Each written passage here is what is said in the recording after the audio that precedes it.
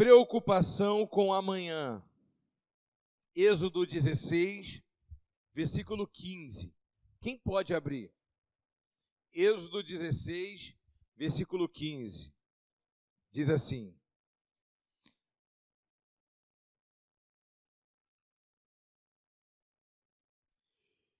E vendo-a, os filhos de Israel disseram uns aos outros: Que é isso? Porque não sabiam o que era. Disse-lhes, pois, Moisés: Este é o pão que o Senhor vos deu para comer. Esta é a palavra que o Senhor tem mandado. Colhei dele cada um conforme o pode comer. Um gomer por cabeça, segundo o número das vossas almas. Uma pessoa que tem ansiedade, e essa ansiedade se torna algo doentio. Algo que rouba a sua fé, a sua confiança no Senhor. Que gera uma preocupação em demasia. 15.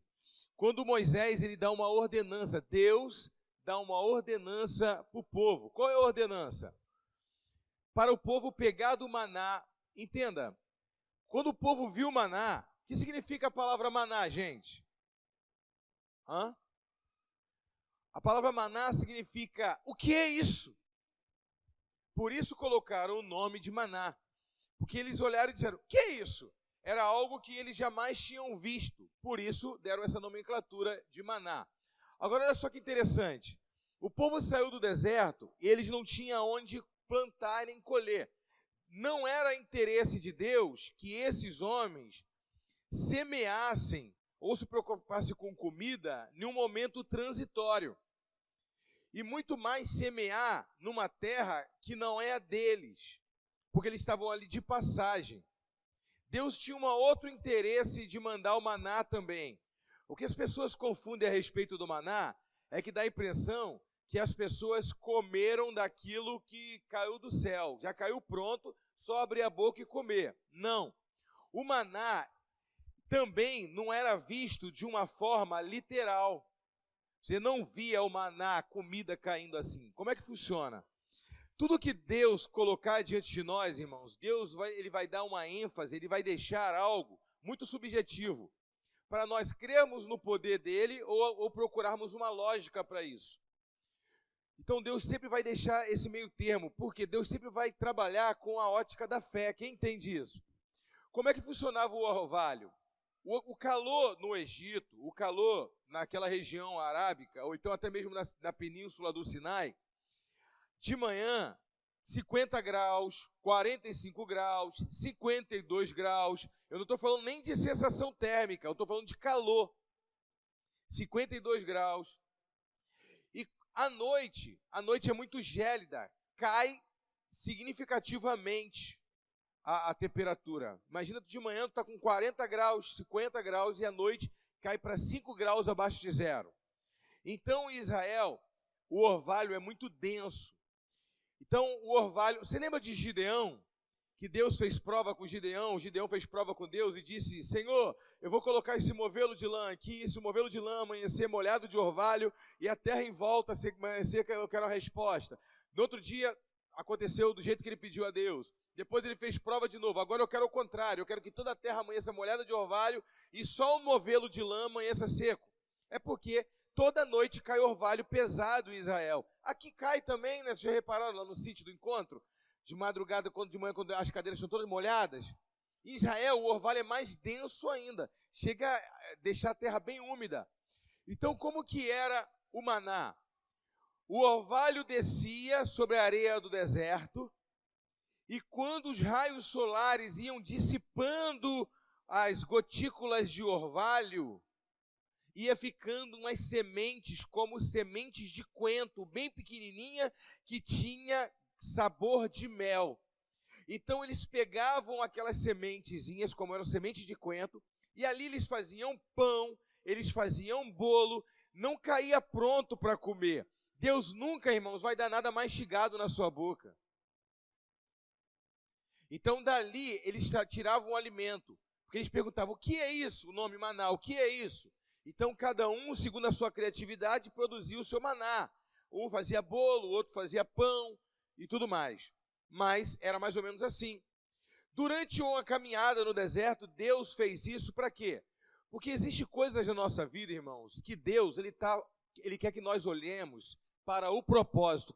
Aí atrás está todo mundo ligado comigo? Deus quer que nós possamos olhar para o propósito. E que o maior interesse de Deus é que nós não viemos perder o fio da linhada. O maior interesse de Deus é que nós não fiquemos para trás no propósito. Ele quer que o nosso olho esteja fito naquilo que Ele estabeleceu para nós. Qual é o propósito? Vocês vão atravessar o Mar Vermelho e vocês vão entrar numa boa terra. Vão entrar numa terra de promessa. Então, qual é o foco? Promessa. Então, vocês vão atravessar. O que vocês vão ter no meio do caminho? Eu vou suprir no meio do caminho, nesse processo. Vocês vão estar com nada, vocês vão aprender a confiar em mim. Então, bateram de frente de água, a água era amarga. Bateram de frente para o mar estava fechado, ele abriu. Bateu de frente com a água era amarga. Então, transformou em água doce. Né? Bateu de frente com outra, com os amalequitas, ele venceu os amalequitas, ele potencializou. Então, Deus, ele trabalha dessa maneira. Quem entende isso? Que Deus trabalha junto com o homem. É por isso que Deus, ele trabalha a nossa mentalidade. Irmãos, entenda o seguinte. A utilidade de um computador depende do potencial do seu processador e também da habilidade do usuário. Você pode ter um computador bom, mas se o usuário for lento, não souber trabalhar ele e não conhecer tudo que o computador oferece, esse computador, por mais que ele tenha um potencial, ele vai ser limitado pelo usuário. Deus pode derramar um poder sobrenatural sobre a sua vida, mas se você não criar habilidades e situações, você limita o poder de Deus na sua vida. Merecia até uma salva de palmas, não merecia? Quem entende isso? Então Deus quer fazer. Então Deus, ele trabalha, ele libera poder e trabalha a nossa mentalidade para nos aperfeiçoarmos. Tudo é um processo. Deus está nos treinando. No deserto, o que acontece? Deus está treinando o homem a confiar nele. Esse é o maior intuito de Deus no deserto. É lógico que quando o povo herdasse a terra prometida, o homem ia ter que desenvolver outras habilidades e Deus iria confirmar outras bênçãos para eles. Mas naquele momento ali, a única habilidade que o homem tinha que desenvolver era confiar em Deus, treinar a sua fé, porque era o processo até a promessa. O que separa você da sua promessa é a fé que você tem. Qual é a distância, apóstolo? É a fé que você tem em Deus. Porque foi a falta de fé que o povo tinha em Deus que fez eles murmurarem no meio do caminho. Então Deus não abriu o Mar Vermelho, Deus não tirou ele da mão de Faraó. Olha o processo sendo feito na sua vida. Deus não tirou o vício, não tirou a cachaça, não tirou o álcool, não tirou a droga. Então por que Deus não vai continuar operando na sua vida? Quem está entendendo? Então o povo lá naquela época cometia o erro que alguns aqui estão cometendo agora. Quem está ligado? Agora olha só que tremendo, gente. Isso aqui me deixa maravilhado. Isso mexe comigo. Por quê? Porque Deus, ele não queria que o homem se preocupasse com o que ele ia comer. Deus não queria que o homem se preocupasse com o que ele ia vestir. A Bíblia diz que uma criança de 5 anos, a roupa não ficava para o irmão mais novo. A roupa crescia no corpo da criança, diz no autor de Hebreus. Se eu não tivesse lido isso, eu poderia ver numa lógica. É lógico que o idoso morre e deixa a roupa no deserto, não tem como eles costurarem. Então a roupa do idoso vai ficar para o filho, o irmão de 6 vai deixar para o de 5 vai deixar para o de 4. Mas não foi isso, a Bíblia diz que a roupa cresceu no corpo. No deserto Deus fez coisas magníficas, quem está entendendo? Agora olha só. Deus não queria que o homem perdesse tempo. Essa roupa aqui vai ficar para o Joãozinho. Deus queria que o homem focasse somente na promessa, mentalidade de promessa. Ele não queria que ninguém se distraísse. Ah, Senhor, eu me distraí com o que eu ia vestir. Eu me distraí com o que eu ia comer. Eu me preocupei com o que eu ia beber. Por isso que eu perdi a promessa. Deus queria colocar na mente do povo que se eles perdessem a promessa, foi por falta de fé, não foi por falta de recurso.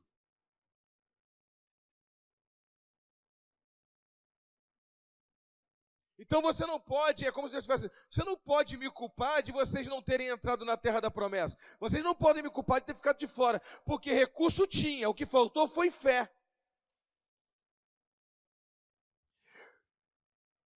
E se é uma prefiguração, ou uma metáfora, uma prefiguração do Egito para a nossa vida espiritual hoje, por que que hoje ainda nós não entendemos que a Canaã, o Egito é o mundo, que hoje é o mundo? E que a Canaã física é a Canaã espiritual? Por que que nós não entendemos que ainda passamos por processos que o povo passava no deserto? E que ainda tem pessoas que confiam como aqueles que confiaram, e até hoje tem pessoas que murmuram como aqueles que murmuraram. Seja bem-vindo à paz do Senhor, meu querido.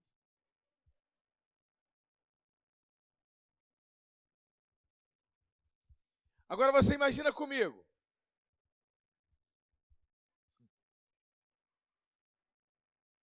Nossa igreja tem de tudo, irmão. Se contar, ninguém acredita. Quando os príncipes conseguem reter as crianças, os cachorros começam a passear aqui na igreja.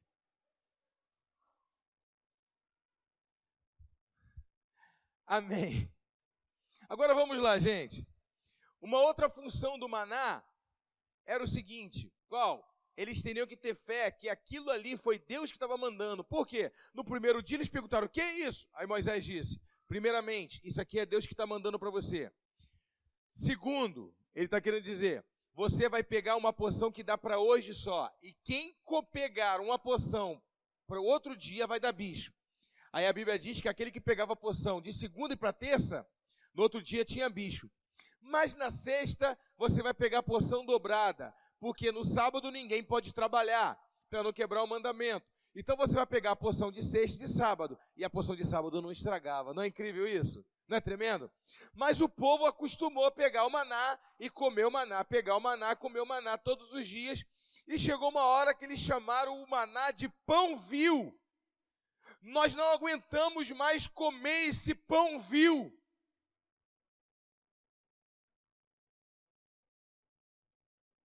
E aí Deus poderia mandar um relâmpago, mandar um raio, mandar alguma coisa para matar todos eles, sim ou não?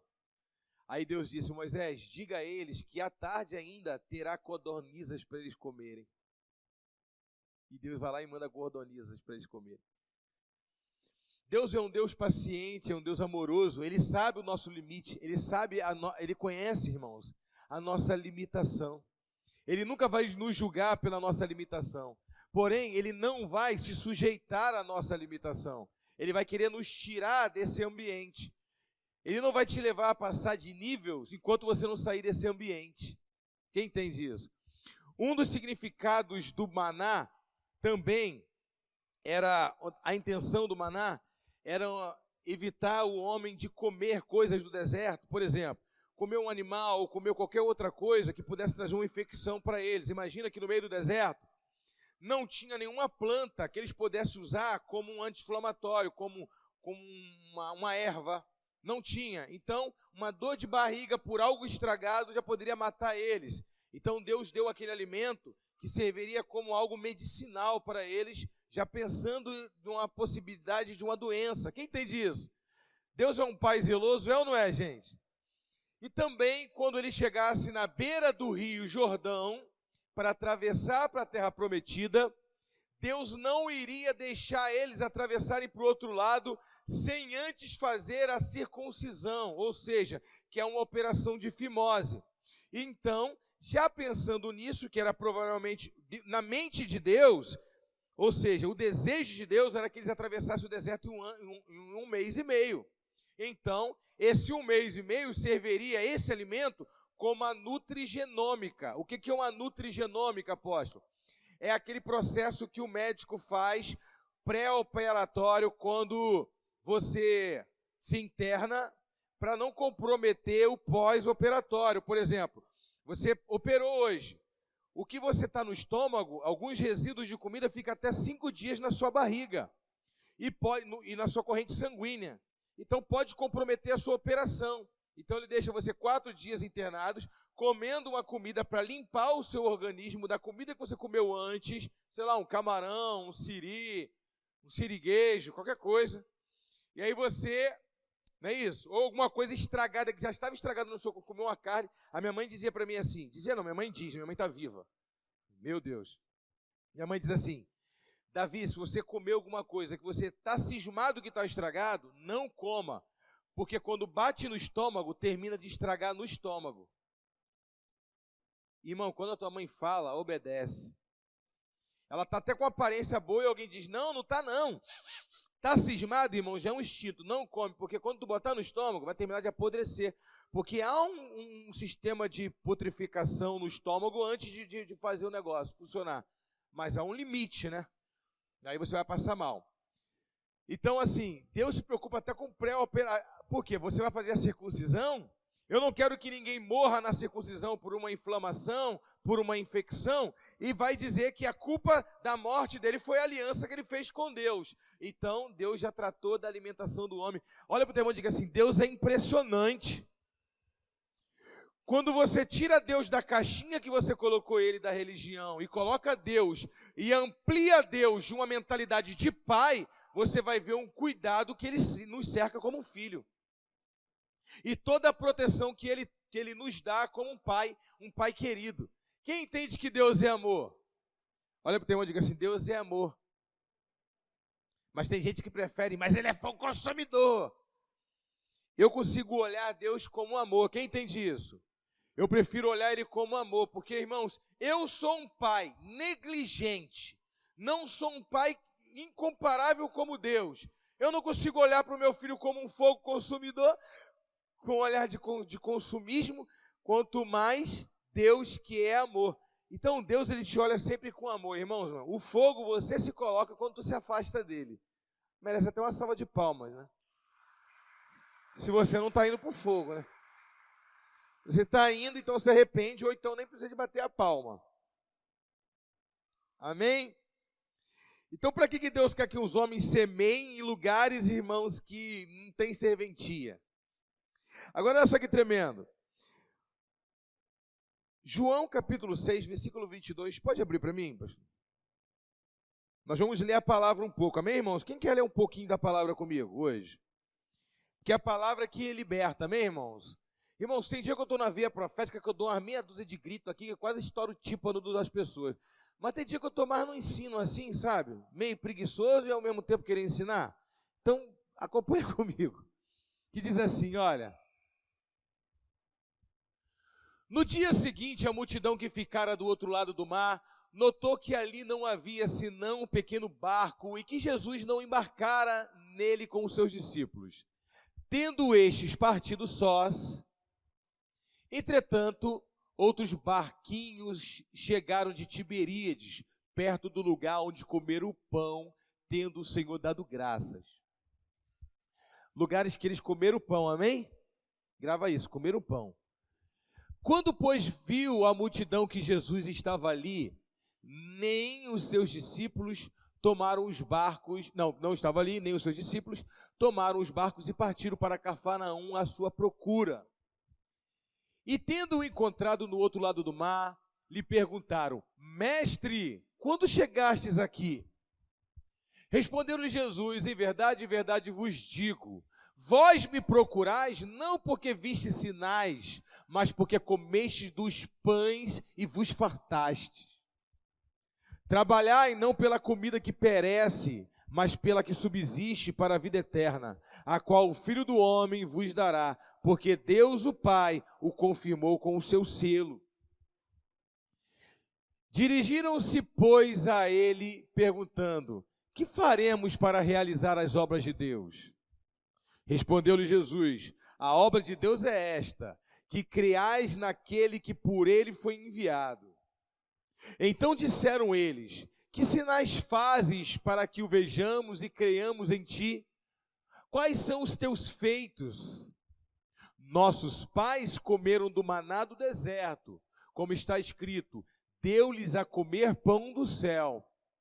Replicou-lhe Jesus, em verdade vos digo, não foi Moisés quem vos deu o pão do céu. O verdadeiro pão do céu é o meu Pai quem vos dá. Porque o pão de Deus é o que desce do céu e dá vida ao mundo.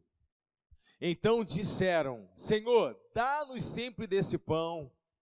Declarou-lhe Jesus, pois Jesus: Eu sou o pão da vida. O que vem a mim jamais terá fome, e o que crê em mim jamais terá sede. Porém eu já vos disse que, embora me tenhais visto, não credes. Todo aquele que o Pai me dá, esse virá a mim, e o que vem a mim, de modo nenhum o lançarei fora. Portanto, eu desci do céu não para fazer a minha própria vontade, e sim a vontade daquele que me enviou. E a vontade daquele que me enviou é esta: que nenhum eu perca de todos os que ele me deu. Pelo contrário, eu ressuscitarei no último dia. De fato, a vontade do meu Pai é que todo homem que vir o Filho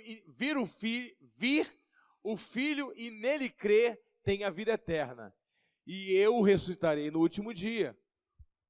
Murmuravam, pois, dele judeus, porque dissera: Eu sou o pão da vida que desce do céu. E diziam: Não é este Jesus, o filho de José? Acaso não lhe conhecemos o pai e a mãe? Como, pois, agora diz que desceu do céu?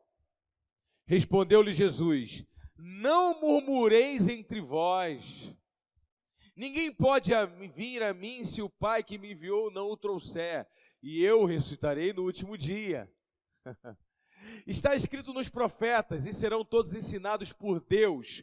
Portanto, todo aquele que da parte do Pai tem ouvido e aprendido, esse vem a mim. Não que alguém tenha visto o Pai, salvo aquele que vem de Deus, este o tem visto. Em verdade vos digo, quem crê em mim tem a vida eterna. Eu sou o pão da vida. Vossos pais comeram maná no deserto e morreram. Este é o pão que desce do céu, para que todo aquele que dele comer não pereça. Eu sou o pão vivo que desceu do céu. Se alguém dele comer, viverá eternamente. E o pão que eu darei pela vida do mundo é a minha carne. Disputavam, pois, os judeus entre si, dizendo: Como pode este dar-nos a comer a sua própria carne? Respondeu-lhe Jesus: Em verdade vos digo, se não comerdes a carne do Filho do Homem, não beberdes do sangue, não tendes vidas em vós mesmos. Quem comer a minha carne e beber o meu sangue tem a vida eterna, e eu o ressuscitarei no último dia. Pois a minha carne é a verdadeira comida e o meu sangue é a verdadeira bebida. Quem comer a minha carne e beber o meu sangue permanece em mim e eu nele. Assim como o Pai que vive em mim, o Pai que vive me enviou, e igualmente eu vivo pelo Pai, também quem de mim se alimenta, por mim viverá. E esse é o pão que desceu do céu, em nada semelhante àquele que os vossos pais comeram e contudo morreram. Quem comer este pão viverá eternamente. Estas coisas disse Jesus quando ensinava na sinagoga em Cafarnaum. Muitos dos seus discípulos, tendo ouvido tais palavras, disseram: Duro é o discurso, quem o pode ouvir? Mas Jesus, sabendo por si mesmo que eles murmuravam a respeito das suas palavras, interpelou-os: Isto vos escandaliza? Que será, pois, se virdes o Filho do Homem subir para o lugar de onde primeiro estava? O Espírito é o que vivifica, a carne para nada aproveita. As palavras que eu vos tenho dito são espírito e são vida. Contudo, há descrente entre vós, pois Jesus sabia desde o princípio quais eram os que iriam crer e os que haveriam de trair. E prosseguiu: Por causa disso é que vos tenho dito, ninguém poderá vir a mim se pelo Pai não lhe for concedido. À vista disso, muitos dos seus discípulos os abandonaram e não andavam com ele. Então perguntou Jesus aos 12: Porventura quereis também vós outros retirar-vos? Respondeu Simão Pedro: Senhor, para quem iremos? Tu tens palavra de vida eterna. Eu fiz questão de ler essa passagem toda, irmãos.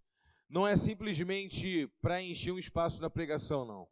É para mostrar para vocês uma comparação, um paralelo entre o pão do deserto, que é físico e espiritual. Tudo que Deus faz no Antigo Testamento é para apontar para o Novo Testamento, e tudo que Deus nos dá no Antigo Testamento, diante dos olhos dos homens, é uma representatividade daquilo que Deus iria fazer nos dias de hoje. E sempre como existia pessoas ansiosas e descrentes antigamente, e não compreendiam o discurso e a palavra de Jesus, também outros também não, acusaram Jesus de canibalismo, acusaram os irmãos de incesto, porque os irmãos casavam entre os irmãos. Imagina, a pessoa está se chamando de irmão no meio da rua, dizendo, ô irmão fulano, ô irmã fulana, e esse homem casava com essa mulher dentro da igreja. O irmão Breno casou com a irmã Angelina, agora eles são maridos. Então os caras começaram a caluniar. Os crentes são incestuosos, eles têm relações com seus próprios parentes, não são. Então eles eram caluniadores, caluniavam o povo. Eles se reúnem uma vez por mês para comer a carne de Cristo. Talvez eles salgaram um pedaço da carne ou a coxa de Jesus. Não, é simbólico, é a ceia, o pão, aquilo que aponta. Sempre a fé cristã foi deturpada. O religioso nunca vai compreender o que é espiritual, porque o que é espiritual se discerne espiritualmente, não humanamente. E existe ainda pessoas que têm visões, mas visões, irmãos, que não glorificam a Deus, porque têm visão humanas de não confiar no que é a palavra de Deus. Jesus disse, quando eles desceram do barco, vocês vieram até mim não por causa dos sinais, vocês não vieram até mim por causa do ensinamento, mas vocês vieram até mim porque eu dei pão para vocês. Como que pode uma pessoa desprezar os sinais de Deus, o conhecimento de Deus, o Filho de Deus, em nome do pão ou da comida? Eles falaram assim, olha, eles estavam tão famintos, entendo, irmãos. Quem está ligado comigo aí na pregação, diga amém. Imagina comigo que os camaradas estavam passando uma crise muito grande. Amém? Então nós respeitamos a crise que eles estão passando. O Império Romano entrou ali, arrebentou com tudo, escravizou todo mundo, cobrou imposto altíssimo. A maioria das pessoas eram pobres, outras não tinham dinheiro nem para comprar comida. Jesus multiplica o pão, eles começam a andar atrás de Jesus por causa de comida. E qual é o sinal que eles pedem? Tu acha que não tinha nenhum coxo, nenhum cego ali? Qual é o sinal que o Senhor vai fazer para que nós criamos em ti? Então cura alguém aqui agora, ou manda o céu, por quê? O céu já tinha falado 2 vezes acerca de Jesus. Deus disse, esse é o meu filho amado, e todos viram. João Batista, que era o maior profeta da época, de maior nome na época, disse, esse é o Cordeiro de Deus, que tira o pecado do mundo. Imagina alguém chegar para João Batista e falar assim, ei João, tem um cara bombando na internet aí, tem mais de 10 milhões de seguidores, é um tal de Jesus. João disse, que ele cresça, que eu diminua. Você pode seguir ele, pode deixar de me seguir no Instagram, pode seguir ele. Aí João e André foram seguir Jesus no Instagram e foi deletar o João Batista. Agora você imagina, não tem problema com, o maior profeta anunciou que ele era o Filho de Deus. Jesus curou cego, expulsou demônios, tudo que era um sinal messiânico. Jesus fez tudo isso. Ouviu voz do céu dizendo que ele era o Filho de Deus. Mas a prova que eles pediram prova pra gente que tu é o Messias. Qual é o sinal? Por exemplo, qual é o sinal? Deixa eu pensar num aqui. Moisés deu pão para o povo comer de graça a vida toda. Eles queriam Jesus para isso. E sabe qual é o problema, irmãos? Até hoje tem pessoas que querem sinais de Deus assim, o Senhor abre uma porta de emprego, me dá comida, me dá dinheiro, bota dinheiro na minha conta, tu vai ser meu Deus pro resto da vida. No dia que ele falar que eu não estou aqui para te alimentar fisicamente, mas espiritualmente, então eu não quero mais te seguir. Mas aqueles que estavam espiritualizados, que era Pedro, Tiago, João e outros 12, o ensinamento estava mais próximo, eles disseram, para onde iremos nós, Senhor? Só tu tens palavra de vida eterna. É como se ele estivesse dizendo, Senhor, eu entendi o que o Senhor está querendo dizer. Eles vieram aqui para solucionar um problema financeiro. Outros vieram aqui para poder comer um pedaço de pão. Nós estamos aqui pela compreensão de quem o Senhor é. Isso aí desonra a Deus, irmãos, porque até hoje existem pessoas que colocam uma porta de emprego, ou coloca, porque até hoje meu casamento não saiu, ou até hoje a minha vida financeira não mudou. Eles colocam Deus em pé de igualdade com a sua necessidade. Até hoje, e isso desonra a Deus. Só que o tempo de deserto não é nem lugar de semear. O lugar de deserto é tempo de você avançar. Não estou falando, o Caetano, eu não vou dizimar nem ofertar em deserto não, tá, apóstolo? Não. Deus está querendo dizer, olha só, o momento que você está passando, irmãos, Deus quer que você conserve tudo, Ele quer que você ande em foco a direção do propósito. Ele não quer que você se distraia. Mantenha o foco para a promessa.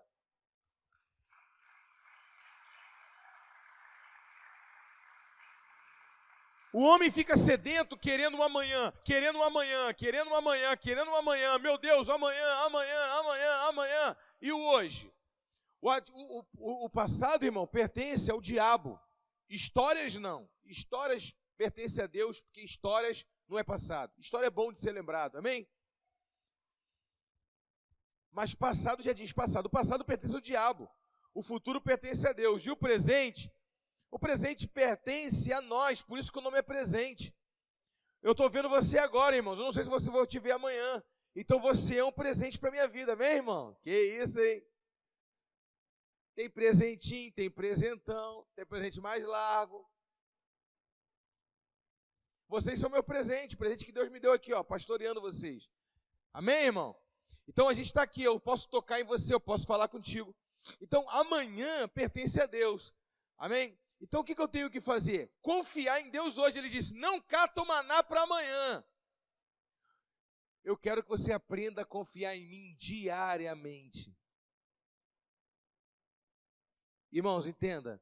Eu pensei que quando a igreja crescesse, os problemas financeiros da igreja iam ser resolvidos. E foram. Porque triplicou a arrecadação da igreja, mas triplicou também a despesa.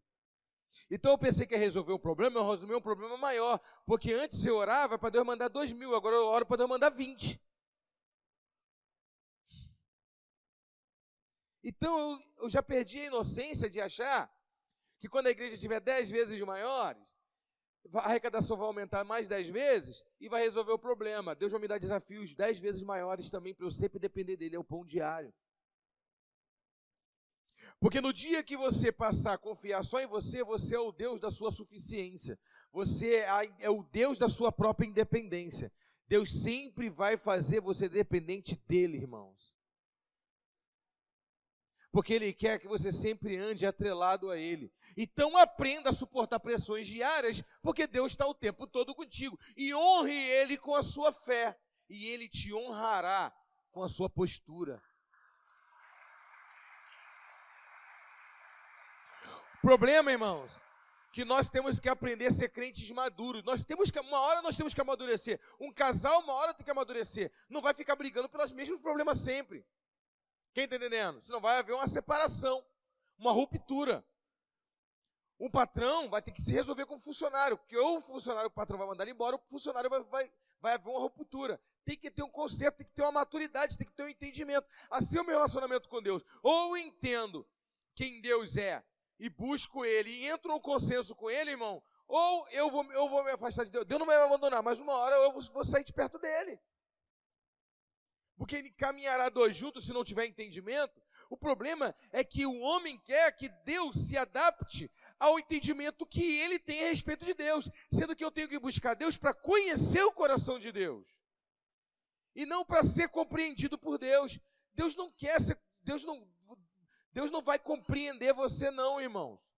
Deus vai te levar a compreender, porque a vontade dele para você é soberana.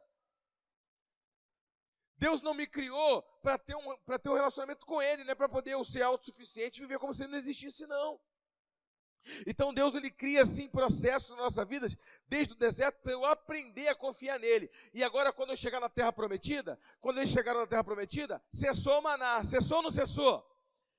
E aí lá em Israel, eles criaram uma bênção que é chamada de a bênção do pão, aonde eles ficaram impressionados, porque eles falaram assim, nossa, pão? Eles tiveram que plantar o trigo, né? Agora eles têm que produzir o pão. Aí eles disseram assim, eu estou impressionado. Que milagre! Eles criaram a bênção porque eles acharam um milagre. Que milagre que Deus acabou de fazer diante dos nossos ossos de Israel. O que Deus fez? Eu já vi pão cair do céu, agora pão sair da terra, para mim isso é um milagre. Trocou tudo, tá entendendo? E aí eles criaram a bênção porque eles ficaram impressionados. Pão saindo da terra? Um olhou para o outro e ficaram escandalizados. Eles se acostumaram com o pão caindo do céu. O que é sobrenatural se tornou natural. Sabe o que acontece? Deus faz tanto milagre na sua vida que você já tornou o sobrenatural natural.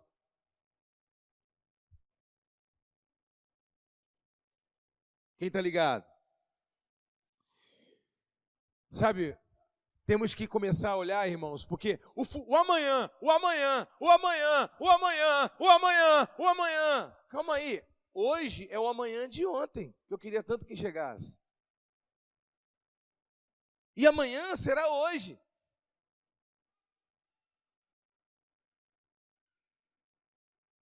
É calma.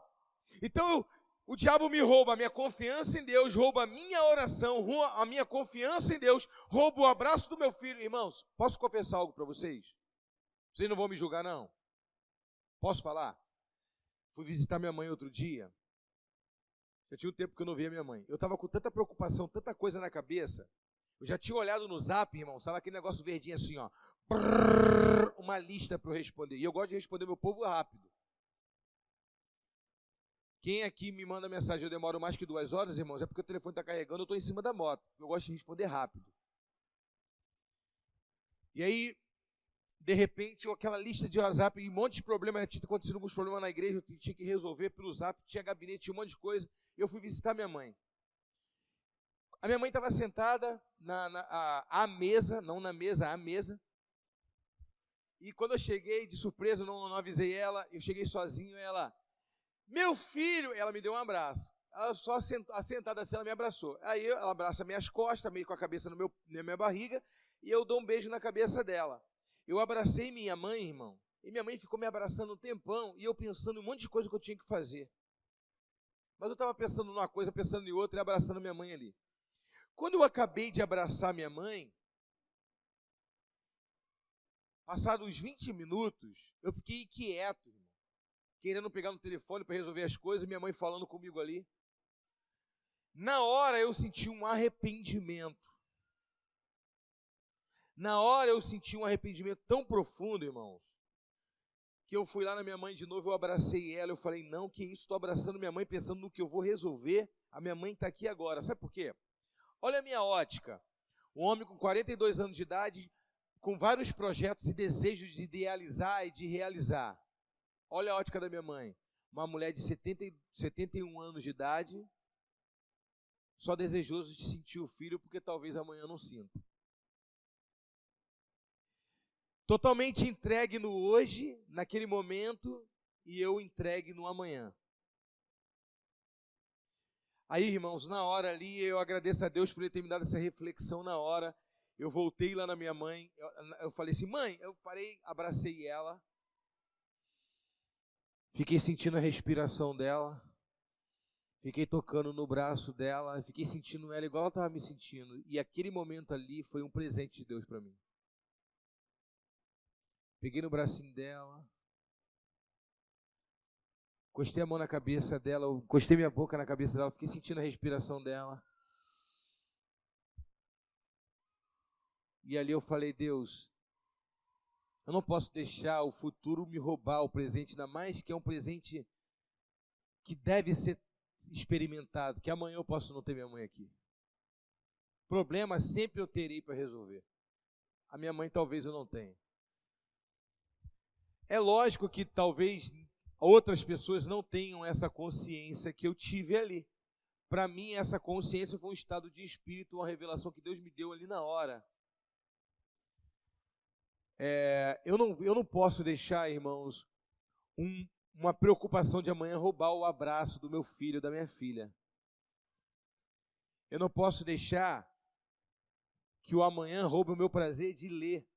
Eu estava andando tão ansioso que meus pensamentos estavam tão desconexos, uma síndrome de pensamento acelerado tão grande, que eu não estava conseguindo parar para ler. O maior prazer que eu tenho na vida é ler. Um dos maiores prazeres que eu tenho na vida é ler. Eu estava ficando um aficionado em redes sociais, coisa que eu nunca fui, porque a rede social me distrai e o livro não. O livro me deu sempre prazer de adquirir conhecimento. Eu falei, não. Eu não vou permitir que o diabo projete em mim quem eu não sou por causa de ansiedade ou por causa de qualquer outra coisa. Eu vou ser o que a minha essência é essa. buscar a Deus, amar a Deus, orar, amar minha família, cuidar da igreja, ler o meu bom livro. E o hoje, amanhã, irmãos, é o amanhã. Amanhã Deus suprirá, e também o amanhã trará dores que eu nunca experimentei, mas trará prazeres também que eu nunca experimentei. Amanhã eu vou sentir dor que eu nunca senti, mas também vai me trazer um prato de comida que eu vou experimentar que eu nunca experimentei. Amanhã, pessoas que eu conheço podem me desprezar, mas amanhã eu vou conhecer pessoas que eu nunca conheci, que vão ser cura para a minha alma. Então eu tenho que viver o hoje, porque o amanhã pertence a Deus. Quem dá uma salva de palmas para o Senhor Jesus? Eu quero fechar aqui com Filipenses 4:6. Pastor Tiago, pode subir. Filipenses 4:6.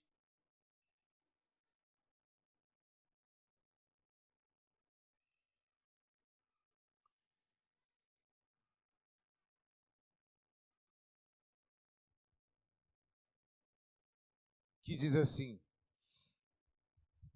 não andeis ansiosos de coisa alguma, em tudo, porém, sejam conhecidas diante de ti as vossas petições pela oração e pela súplica, com ações de graça. E a paz de Deus, que excede todo entendimento, guardará o vosso coração e a vossa mente em Cristo Jesus. Não é tremendo, irmão?